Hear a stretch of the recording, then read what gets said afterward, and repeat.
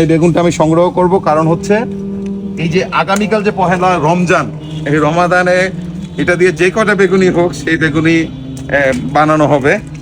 আর আজকে আমি যেই শাকটা সংগ্রহ করতে আসছি এইটাকে বলা হয় কলমি শাক।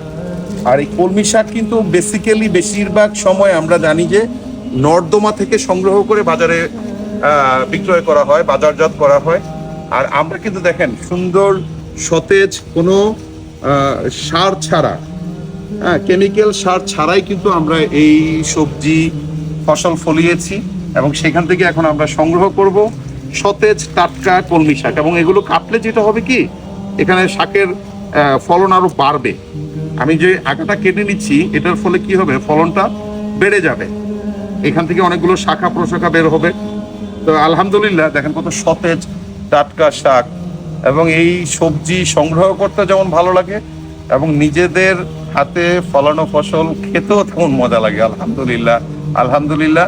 আমি সবার উদ্দেশ্যে একটা মেসেজই দিব, গাছ লাগান, পরিবেশ বাঁচান এবং কৃষি কাজের প্রতি যদি আপনার একটু আবেগ থাকে, ভালোবাসা থাকে, সেটাকে বাস্তবায়ন করেন এবং অনুভব করেন। ধন্যবাদ।